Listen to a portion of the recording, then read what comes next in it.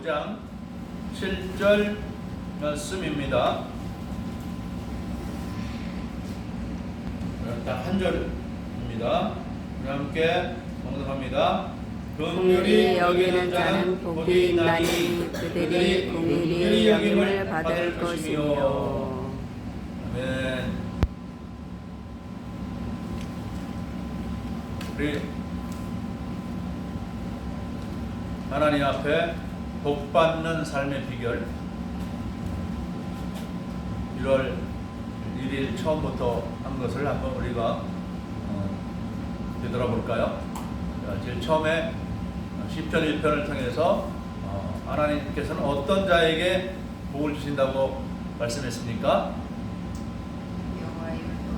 여호와의 율법, 하나님 말씀을 즐거워하여 그 율법을 주야로 묵상하는 자라 그랬죠. 하나님의 말씀을 즐거워하여 주야로 묵상하는 자. 이렇게 살고 있습니까? 하나님 말씀을 즐거워해서 그 말씀을 주야로 묵상합니까? 아니면 뭐 조금 그렇게 합니까? 뭐 하나님이 아무리 복을 주시려고 해도 이것이 복이다 이렇게 하라 내가 복 주겠다 하는 것을 실천하지 않으면 우리에게 복이 올 수가 없죠. 자, 그 다음에는 우리 팔복을 통해서 첫 번째, 하나님은 어떤 자에게 복 주신다고 말씀했습니까? 심령이 가난한 자. 하나님 은혜에 늘 갈급해하는 자. 그런 사람은 어떤 복을 받는다? 천국, 뭐 달리 말하면 구원, 영생, 하나님의 자녀됨. 이게 가장 중요한 복이죠. 그래서 우리가 말씀 안 읽고 예배에 빠지면은 허기짐을 느끼게 되는 거죠. 예배에 주의를 못 지켰다. 또 뭐 주일 외에는, 일요일 외에는 예배 드릴 때 성경 한 번 읽은 거 외에는 전혀 성경을 읽지 않는다. 전혀 기도하지 않는다. 그러면 영적인 허기짐, 갈증을 느끼게 됩니다. 우리가 한 번 밥을 먹었다고 해서 하루 한 끼만 밥 먹는 사람이 없죠. 2끼 이상 먹죠. 또 하루 3끼 먹었다 그 다음은 안 먹으면 됩니까? 그것이 아니죠. 우리 세상이라고 하는 이 환경 속에 살 때에는 우리가 이 경건 생활에 힘써야 됩니다. 경건 생활에 힘써야 됩니다. 말씀을 열심히 읽고 또 기도하고 예배하고 이런 생활을 힘써야 되는 것이죠. 자, 그 다음에 둘째로는 어떤 자가 복이 있다? 애통하는 자가 복이 있다. 애통하는 자는 어떤 복을 받는 것입니까? 위로를 받을 것이다. 자신의 죄로 말미암아 또 우리의 삶에 있는 여러 가지 문제들로 말미암아 애통하며 하나님께 기도했는데 그렇죠? 그런 사람이 하나님의 위로를 경험하게 됩니다. 성령의 위로를 경험하게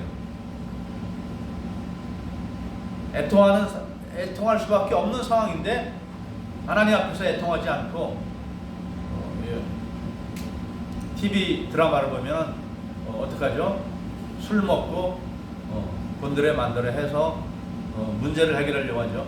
그 문제 해결되는 게 아니라 좀 더 복잡해지는 거죠. 우리는 그러한 방식이 아니라 하나님 앞에 애통하는 것입니다. 세 번째는 어떤 복이 있다? 온유한 자가 복이 있다. 온유한 자는 어떤 은혜가 있다 그랬죠? 땅을 기업으로 받는 은혜가 있다. 땅의 복이다. 땅의 복. 그리고 온유하게 살아가면 땅의 복을 받습니다. 그리고 또 네 번째로는 지난주에는 어떤 자가 복이 있다고 그랬죠? 의에 절이고 목마른 자는 복이 있나니 저희가 어떻게 된다고요? 배부를 것이며 성취의 기쁨을 맛보는 것이죠. 하나님의 의가 이루어지는 것을 경험하게 되는 것이죠. 즉 하나님의 의라는 것은 무엇입니까? 우리가 말씀을 알고 아는 그 말씀을 실행하는 단계에 들어가는 것이 실행하는 단계. 이래서 이거를 말씀이 내 삶에 성취되기를 간절히 사모하는 사람, 목말라 한다는 거예요. 목말라. 성취가 된다 이 말이죠. 말씀 순종이 어떤 말씀은 어려워 보이죠. 어려워 보이는데 우리가 사모함으로 그 말씀의 실현이 우리 삶 속에 이루어지기를 간절히 소망하면 반드시 이루어진다는 거죠. 그 의 중에 하나가 뭐냐면 또한 우리 주변에 있는 믿지 않는 사람들이 또 믿음에 이르는 것이죠. 그래서 우리로 말미암아 우리 주변에 있는 사람들도 예수 믿고 말씀 순종의 삶을 힘쓰면 천국이 이루어진다 그랬죠. 성취감을 누리는 행복을 누리는 그런 영적인 배부름이 우리에게 다가오는 것입니다. 또 오늘 우리가 다섯 번째로 읽은 이 말씀, 어떤 자가 복이 있다고 그랬죠? 긍휼히 여긴 자가 복이 있다. 그 사람은 어떤 복을 받는다? 긍휼히 여김을 받는다 그랬습니다. 긍휼히 여기는 사람이 복이 있다. 긍휼히 여기는 사람은 어떤 사람일까요? 힘들고 어려운 상황에 놓여져 있는 사람 또는 동물. 하나님께서 이 땅에 사람들만 만들어 주신 것이 아니라 동물도 만들어 주셨죠. 그래서 우리 인간이 동물들과 같이 공생해야 하는 것이 옳습니다. 우리 그 동물들 중에서 멸종 위기에 있는 그런 동물들을 돌아보죠. 천연기념물 뭐 이렇게 해가지고 멸종되지 않도록 돌보죠. 왜? 하나님이 우리 인간들에게 그러한 동물들도 허락해 주셨기 때문에 우리 인간이 마음대로 그 종을 없애는 것은 하나님의 뜻이 아니죠. 그래서 우리는 가능한 한 우리에게 뭐 그 동물들이 큰 해를 끼치지 않는 한 그 종을 보존하는 것이 옳습니다. 그래서 뭐 심지어는 우리 그 아프리카 쪽에서는 이게 커다란 국립공원을 만들어서 뭐 사자들 이런 맹수들도 그 종을 보호하고 있죠. 뭐 이 동물들에게도 우리가 긍휼을 베풀어야 된다면 우리 사람들에게는 마땅히 우리가 긍휼을 베풀어야 되겠죠. 긍휼이라고 하는 그 말의 뜻을 여러분이 알죠? 불쌍히 여겨서 돌보아주는 것, 이것이 바로 긍휼입니다. 그래서 긍휼히 여긴다 또는 불쌍히 여긴다, 이게 어떻게 보면 같은 의미인데, 불쌍히 여기는 것은 그냥 마음으로만 이렇게 불쌍히 여긴다면, 긍휼은 불쌍히 여기는 데서 한 발 더 나가는 것이죠. 도움의 손길을 펼쳐주는 것입니다. 그것이 바로 긍휼히 여기는 자다 그랬습니다. 뭐 그저께도 여기 길 지나다 보니까 여기 전봇대 광원건설이 있는데 전봇대 옆에 이렇게 비닐봉투에다가 고양이 사료 이렇게 넣어놓고 있어요. 이 고양이들도 우리가 좀 어느 정도는 돌봐야 됩니다. 너무 잘 돌봐서 고양이들이 막 크게 번성하면 그것도 이제 우리들에게 문제가 되니까 그것은 좋지 않지만 어느 정도 돌봐야 돼요. 안 돌보면 고양이들이 이제 먹을 걸 찾아서 모든 쓰레기 봉지 다 뜯어나오고 그러죠. 거기 역시 먹을 것이 있나. 그래서 그리고 그 고양이들에게도 너무 굶주린 상태에 버려두면 우리 인간에게도 애로움이 되니까 가능한 한 공생을 해야죠.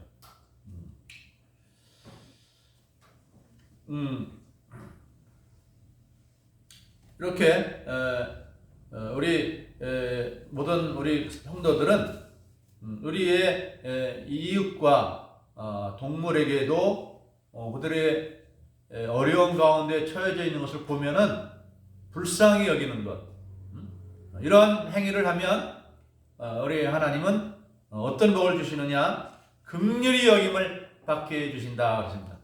긍휼. 근데 사실 이 세상 모든 사람들이 긍휼의 대상이죠. 특별히 우리 하나님의 눈에는 이 세상 모든 사람들이 긍휼의 대상이 됩니다. 왜 그렇습니까? 예수 믿고 구원받아서 하나님의 자녀가 되어서 하나님의 복을 누리며 살기를 바라시는 분이 바로 하나님이십니다. 그래서 우리 인간들 중에서 하나님을 믿지 않고 말씀대로 살지 않아서 복을 차버리는 사람들, 그런 사람들을 보면 우리 하나님 눈에는 어떻게 보여요? 불쌍히 여겨지는 것이죠. 그래서 믿지 않는 사람들을 우리가 볼 때에 우리도 그들을 불쌍한 눈으로 봐야죠. 죄사함과 영생을 얻지 못하고 하나님 아버지와 관계없이 살아가고 있으니까 하나님의 복을 받으며 누리며 살 수가 없잖아요. 우리 예수 믿는 사람들은 하나님 아버지의 돌보심이 있는 거예요. 마치 출애굽 이스라엘 백성들 광야에서 40년 동안을 살았지만은 하나님께서 그 40년 동안의 삶에 이스라엘 백성들을 굶주리지 않게, 또 그들이 다른 민족, 다른 사람들로부터 해를 당하지 않도록 철저하게 지켜 돌보았어요. 우리도 예수 믿고 그 뜻대로 순종하며 살아가면 하나님의 이러한 돌보심의 은혜가 있는 것입니다. 하나님의 긍휼히 여기심을 받는 그런 복이 우리에게 임하는 것입니다.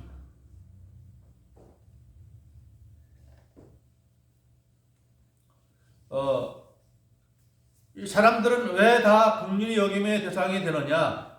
뭐 이 믿음의 문제뿐만 아니라 또 우리보다 더 어려운 사람들이 있을 수 있는데, 실제로는 어떤 그 환경에 있어서 어려운 처지에 있는 사람들도 있죠. 가난한 사람, 돈이 없어서 먹을 것도 제대로 먹지 못하고 입을 것도 제대로 입지 못하고 또 주거시설이 아주 열악한 그런 상황에서 살고 있는 사람이 있죠.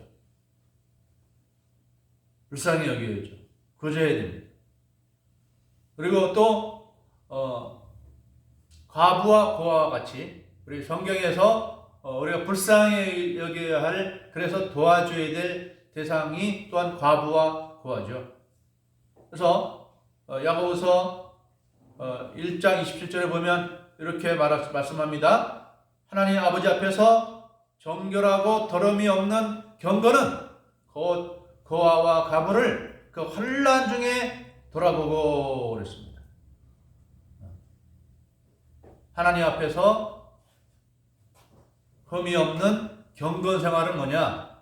하나님 앞에 예배를 잘 드리기만 하면 경건 생활 잘하는 것이 아니라 이렇게 어려운 환경에 놓여져 있는 사람을 볼 때에 긍휼히 여기는 것, 이것이 경건이라고 말씀했습니다.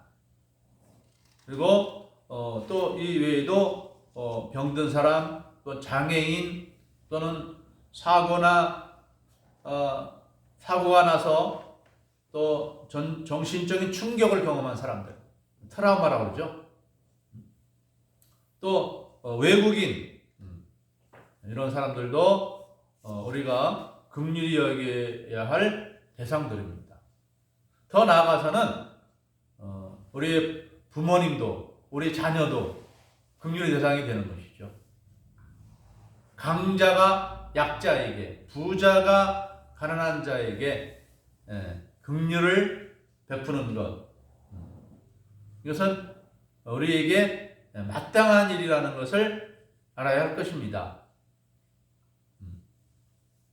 그러면은 우리도 그런 긍휼을 받는다. 사람이 항상 건강하고 항상 부자이고 항상 정신적으로 평안하고 충만한 그런 삶을 살아가는 것은 아니죠. 우리도 어느 때에는 약해져서 긍휼히 여김을 받아야 될 때도 있는 것입니다. 건강한 사람이 갑자기 병이 드는 수도 있고, 부자도 그 사업이 망해서 아주 가난한 처지에 갈 수도 있고, 과부도 될 수도 있고, 호라비도 될 수도 있고, 어떤 트라우마에 시달릴 수도 있고, 또는 아주 약한 그런 상황에 놓여질 수도 있는 것입니다. 누구나 다 긍휼히 여겨야 될 대상들이기 때문에 우리는 우리 주변에 있는 모든 사람들 긍휼을 베풀어야 할 것입니다.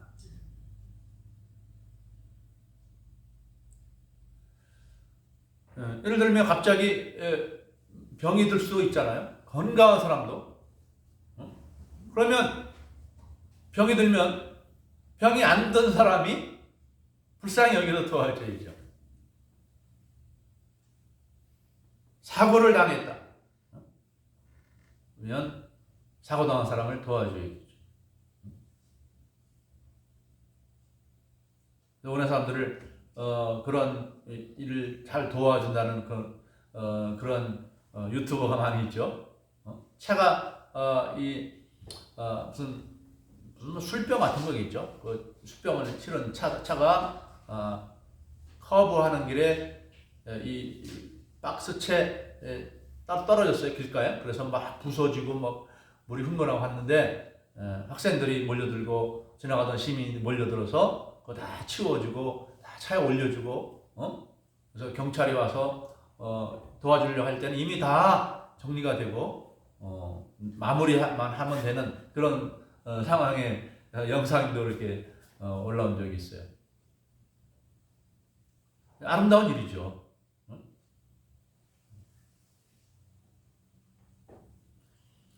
이렇게 어려운 상황에 있는 사람들을 도우면 하나님께서 그 도운 그 사람도 긍휼히 여김을 받아야 될 상황에 놓여질 때 그런 긍휼의 은혜를 받는다는 것이죠. 사람들로부터는 오지 않을 수도 있어요. 내가 많은 사람들을 긍휼을 베풀며 살았는데 내가 베푼 것만큼 사람들로부터 오지 않을 수도 있어요. 하나님으로부터 올 수가 있는 거죠.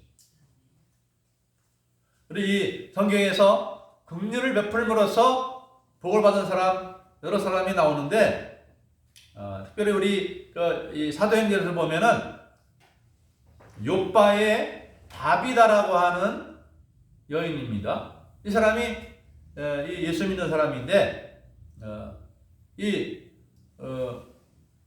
과부들을 위해서, 가난한 과부들을 위해서 자기의 이 옷감을 만들어 옷을 만들어서 그런 과부들을 도와줬어요. 옛날에는 이렇게 뭐 옷을 막 돈 주고 막 쉽게 사 입을 수 있는 그런 시대가 아니었어요. 그래서 전쟁이 일어나면 그 죽은 자들의 옷을 벗겨가는 거예요. 왜? 옷이 굉장히 귀한 거예요. 오늘날로 말하면 한 몇백만 원, 막 이 정도 되는 그런 굉장히 값비싼 것이었어요. 오늘날처럼 이렇게 뭐 옷감이 기계로 만들어지는 것이 아니라 일일이 사람의 그 수공업을 통해서 이루어지기 때문에 옷 한 벌 만들려면은 이게 한 달 이렇게 가는 거예요. 그러니 얼마나 비싸겠어요, 그 옷 한 벌이. 예수님이 십자가에 못 박히실 때에 예수님의 겉옷을 네 군병이 나누어 가지고 또 하나 속옷은 이게 뜯어지지 않는 상태이기 때문에 제비 뽑아서 가져갔다 그랬잖아요. 옷이 얼마나 귀하면 이렇게 사형수의 옷을 가져가냔 말이에요. 그런데 이 욥바의 다비다라는 이 여인이 그렇게 열심히 옷을 만들어서 과부들에게 나눠준 거예요. 그런데 병이 들었는지 사고를 만났는지 죽었어요. 죽어서 이 과부들이 모여서 죽은 이 다비다를 위해서 막 통곡하며 울고 있는데 마침 이 룻다에 머물고 있던 베드로가 있었는데 룻다와 욥바는 가까운 거리에 있어요. 그래서 사람을 보내서 룻다에 있는 베드로를 청해서 도움을 구했어요. 이 다비다라는 여인이 이렇게 우리를 도왔는데 갑자기 죽었습니다. 우리는 어떻게 살아갑니까? 어떻게 살아갑니까? 뭐 그런 거다가 하여튼 이 선한 일을 많이 베풀고 죽은 이 다비다에 대해서 도움을 청했을 때 이 베드로가 이 다비다를 위해서 열심히 기도할 때 하나님이 이 죽은 다비다가 살아나는 그런 은총을 베풀어 주신 거예요. 긍휼을 베풀었더니 하나님께서 그 긍휼에 보답하신 것이죠. 이 과부들이 요청을 했고 베드로가 요청에 응해서 갔고 또 기도할 때에 하나님이 긍휼을 부어주신 것이죠. 사람의 긍휼을 받고 하나님의 긍휼을 받는 것이죠. 또 우리는 그 룻기에 보면은 룻이라는 가난한 여인, 과부된 여인을 누가 긍휼히 여겼습니까? 보아스라는 사람이 이 과부 룻을 긍휼히 여겼어요. 특별히 이 룻은 자기도 과부이지만 시어머니도 과부가 됐어요. 그 시어머니 과부된 이 나오미를 돕기 위해서 이스라엘 땅으로 건너왔습니다. 효도하기 위해서 가난한 과부된 시어머니를 돕는 가난한 과부, 그 과부를 이 보아스는 긍휼히 여겼어요. 친절을 베풀었어요. 그랬더니 하나님께서는 이 룻이 보아스의 아내가 됐어요. 형사 취소 제도의 율법에 의해서 율법적으로 정당하게 이 보아스의 아내가 되고 아들을 낳았는데 그 아들이 바로 오벳이요. 오벳은 이새를 낳고 이새는 다윗을 낳았더라. 다윗의 조상이 된 것이죠. 하나님께서 가난한 과부이자 효도하는 이 룻을 긍휼히 여긴 결과 보아스가 이런 복을 받게 된 것이죠. 또 사무엘상에 보면은 이 다윗이 병든 사람 하나를 도와줬어요. 그랬더니 그 병든 한 사람을 통해서 하나님의 긍휼의 큰 은혜를 경험하게 됐어요. 이 다윗을 쫓는 한 600명가량의 사람들이 블레셋이라는 나라로 망명을 갔어요. 그때 이 블레셋 왕 아기스는 시글락이라는 성을 주면서 거기서 살도록 했는데 전쟁이 일어나서 이 다윗과 그 군대가 전쟁터로 나간 그 와중에 비어있는 그 상태에서 아말렉 사람들이 도적대들이 몰려와서 그 여자들과 아이들만 남아있는 시글락 성을 점령을 했어요. 점령을 해가지고 그 사람들을 다 끌고 가고 재물들도 다 갈취해 갔어요. 그런데 이 전쟁터에서 돌아와 보니 자기 가족들과 재물이 다 사라졌잖아요. 그래서 이때 다윗에 따르던 부하들 중에 일부는 이 다윗이 잘못한 거 아니냐. 그래서 다윗을 죽이자고 하는 그런 사람들까지 생겨나는 그런 급박한 상황 가운데서 이 다윗이 자기들의 가족과 자녀들과 또 재산들을 탈취해간 사람들이 누군지 추적해 가는 것이죠. 추적해 가는 과정에서 병들어 있는 한 애굽 청년을 만났어요. 그래서 그 병든 청년을 잘 돌봐주고 먹을 것 주고 했더니 이 사람이 정신을 차리면서 말을 해주는데, 자기가 누구냐면 시글락 성을 점령할 때 함께했던 아말렉 사람들의 종이었어요. 그런데 이제 그렇게 참 말하면 엄청난 재물을 얻은 거 아니에요? 사람들은 팔아다 종으로 삼고 또 팔아버리기도 하고 또 재물들은 다 자기의 재물로 하고 이런 횡재를 했는데, 그 병든 청년 하나 때문에 지체할 시간이 없다. 빨리 도망가야지. 그런데 다윗이 그 사람을 만나서 이 병든 청년을 잘 돌봐줬더니 자기의 신분을 말하고 지금 그들이 어디로 갔는지에 대해서 알려주는 거예요. 길잡이가 되어준 거예요. 그래서 이 다윗의 군대가 쫓아가서 그들을 또 급습을 해서 잃어버린 자기 가족들을 다 찾아오고 재물도 다 찾아오고, 뿐만 아니라 이 아말렉 사람 도적대들이 다른 또 성에서 그런 식으로 해서 갈취한 많은 재물이 있었는데 그 재물까지도 같이 덤으로 얹어서 가지고 오게 됐습니다. 가난한 병든 한 청년을 도와주었더니 이렇게 큰 횡재를 이룰 줄이야 누가 알았어. 그래서 우리 그리스도인들도 하나님께로부터 긍휼히 여김을 받는 그런 복을 받기 위해서는 나보다 더 힘들고 어려운 사람들을 돌보아 주는 것입니다. 내가 가난하지만 나보다 더 가난한 사람. 근데 꼭 강자가 약자를, 부자가 가난한 사람들만 돕는 것이 아니라 그 역으로도 이루어지는 경우도 있죠. 가난하고 약한 사람도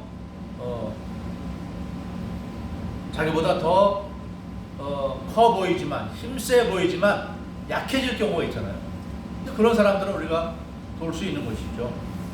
부자인 줄 알았는데 갑자기 가난해진 사람, 건강할 줄 알았는데 갑자기 병든 사람, 이런 사람들에게도 긍휼을 베풀어줘야 되는 것입니다. 하나님이 먼저 우리를 긍휼히 여겨주셔서 우리가 하나님의 사랑과 긍휼을 받고 살아가는 그런 존재들이 되었기 때문에, 우리가 하나님으로부터 거저받았기 때문에 우리들도 거저줘야 되는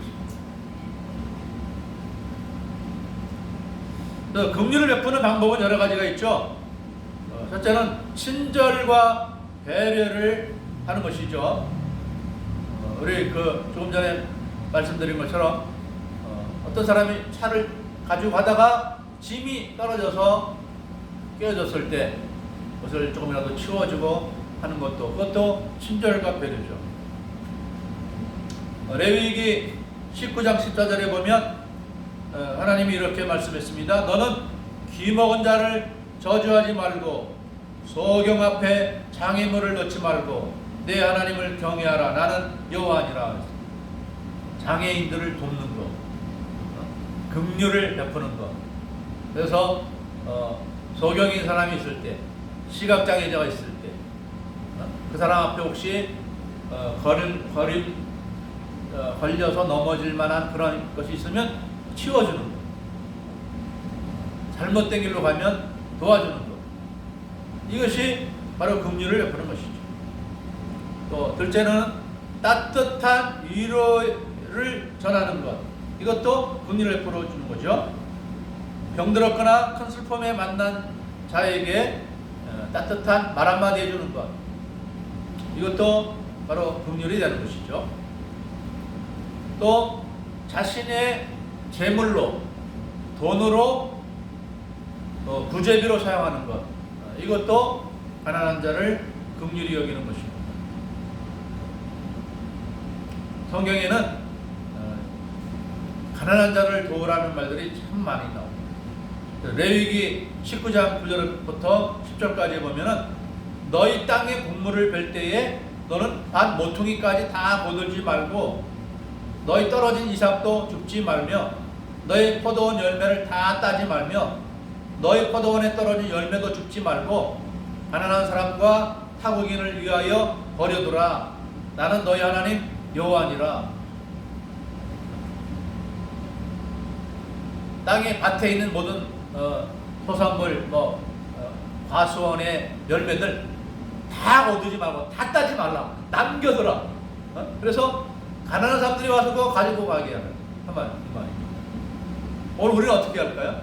우리는 우리 월급이나 이런 소득이 있을 때에 그것을 다 자기의 필요를 위해서만 쓰지 말라. 하나님을 위해서도 쓰고 또 가난한 사람들을 위해서도 쓰는 것. 이것이 우리 그리스도인의 긍휼의 삶인 것입니다. 또 이 신명기 26장 12절에서는 이렇게 말했습니다. 3년마다 한 해는 자신의 소득의 10분의 1을 구제비로 내라고 이렇게 말씀합니다. 그래서 셋째 해 곧 11조를 드리는 해에 내 모든 소산의 11조 내기를 마친 후에 그것을 레위인과 객과 고아와 과부에게 주어 내 성읍 안에서 먹고 배부르게 하라. 3년에 한 번씩 11조를 더 내서 그것은 가난한 사람들을 위해서 쓰라는 거예요. 그래서 11조의 3분의 1에 해당하는 수준만큼은 구제비로 써라. 그런 얘기죠. 사실 11조의 3분의 1뿐만 아니라 반 모퉁이까지 다 거두지 말라 하는 걸 보면 더 되는 거죠, 사실. 11조의 한 절반 정도가 되는 돈이 될 겁니다. 이렇게 우리 하나님은 가난한 자들을 위해서 배려하라고, 도와주라고, 말로만 도와주지 말고 너의 재물을 털어서 도와주라고 말씀합니다.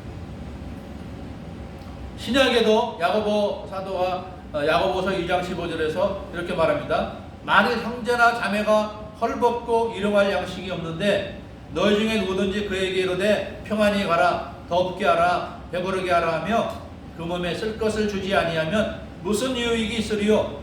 이와 같이 행함이 없는 믿음은 그 자체가 죽은 것이니라.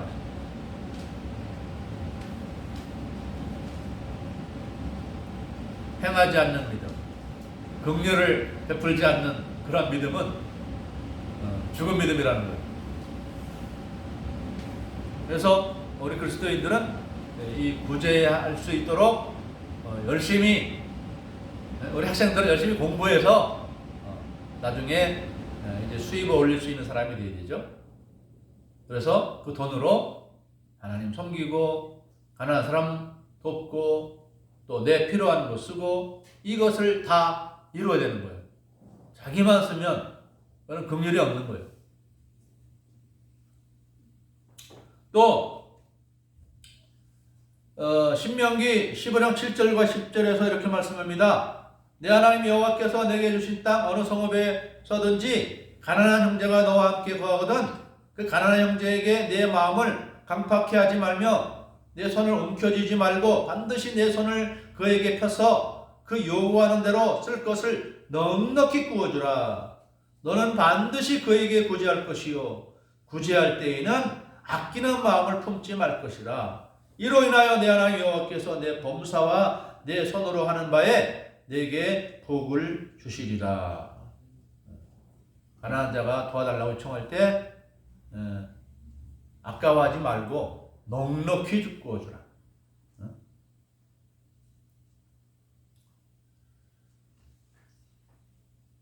또 잠언에서도 말합니다.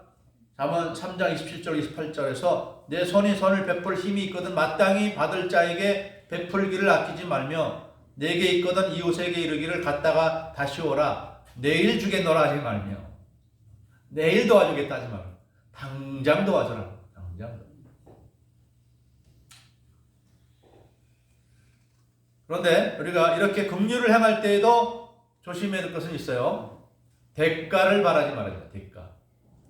대가를 바라면 어떻게 됩니까? 대가가 안 돌아오면 그다음부터는 긍휼을 행하지 못하게 되죠. 도와줬더니 아무 소용없어. 보답을 할 줄 몰라. 그런데 우리도 주님께로부터 아무런 조건 없이 긍휼을 받았기 때문에 우리도 조건 없이 도와주고 대가를 바라지 말아야 되는 것입니다. 둘째로는 자랑하지 말라.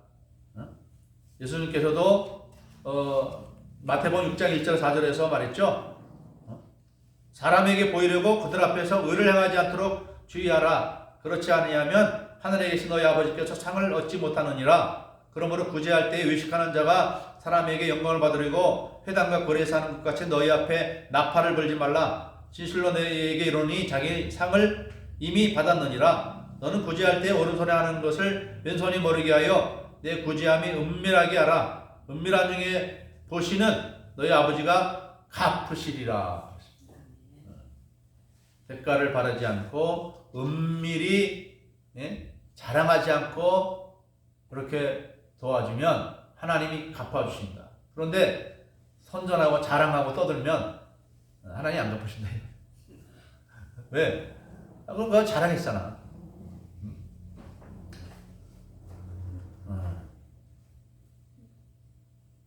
또 세 번째는 지혜롭게 도와준다. 지혜롭게. 또 도와주는데 이게 자랑하는 게 항상 문제가 되죠. 도와주는데 자랑하면서 도와주면은 자칫 그 받는 사람이 마음에 상처를 받을 수가 있죠. 그렇기 때문에 지혜롭게 도와줘야 되고, 또 어떤 사람들은 그 받는 것이 감사하게 여기지 않고 당연히 여기고 더 달라고 하는 그런 경우도 있어요. 이스라엘 백성들이 하나님께서 만나 베풀어 주는 것을 감사합니다 받지 않고 나중에 불평했죠. 맨날 이 만나만 주고 고기도 먹고 싶고 부추도 먹고 싶고 한데 하나님 맨날 이 만나만 준다고. 이런 경우에는 좀 돕는 것을 좀 제고해 봐야 되죠. 도움 받는 것을 당연히 여기고 자기가 감사할 줄도 모르고 또 자기가 스스로 해야 될 일도 안 하는 이런 경우에는 돕는 것을 그 사람이 망하게 하는 경우도 있어요. 잘못 도우면 그 사람의 이 삶의 노력의 의지를 꺾어버리는 수가 있거든요. 그래서 이런 경우에는 조심해야 되는 것이죠. 우리는 오직 하나님의 상급을 바라며 긍휼을 베풀어야 됩니다. 그래서 예수님이 누가복음 14장 13절 14절에서 이렇게 말씀했습니다. 잔치를 배설하거든 차라리 가난한 자들과 병신들과 저는 자들과 소경들을 청하라. 그리하면 저희가 갚을 것이 없는 고로 내게 복이 드리니 이는 의인들의 부활 시에 내가 갚음을 받겠음이니라. 그랬습니다. 우리가 긍휼을 베푸는 것도 지혜롭게 하되 그 보답이 하나님께로부터 오는 것을 바라보고 사람에게서 오지 않는다고 낙심하지 말고 실망하지 말고 우리는 모든 어렵고 힘든 사람들을 볼 때에 주님의 이 약속의 말씀처럼 긍휼을 베풀므로 말미암아 우리들도 우리 하나님으로부터 또 사람들로부터 긍휼히 여김을 받는 그러한 복이 여러분과 저에게 있기를 주님의 이름으로 축복합니다. 기도하겠습니다. 사랑의 하나님, 우리도 우리 하나님을 통해서 말할 수 없는 긍휼의 사랑을 받았사옵나이다. 죄로 말미암아 사망 가운데 처해져 있는 우리를 불쌍히 여겨 주셔서 하나님이 독생자 예수님을 이 땅에 보내셨고 저희의 고난과 희생으로 말미암아 우리로 죄사함과 영생과 하나님의 자녀됨에 복을 받았사옵나이다. 우리가 거저 그 놀라운 사랑을 받았사오니 우리들도 믿지 않은 자를 긍휼히 여기며 우리보다 가난하고 어려운 사람들, 병든 사람들, 장애인들, 나그네 외국인들, 여러 가지 힘들고 어려운 상황에 놓여져 있는 사람들을 위로하고 또한 우리의 물질로 긍휼을 베풀며 살아갈 수 있는 그러한 저희가 되도록 도와주시옵소서. 긍휼을 베풀 수 있는 사랑의 은사를 주시고 물질을 주시고 건강도 주시옵소서. 긍휼을 베푸는 삶에 긍휼이 넘쳐나는 복을 받으며 누리며 살아가는 우리 모두가 되게 하여 주시옵소서. 감사하며 우리 주님 예수님의 이름으로 기도드리옵나이다.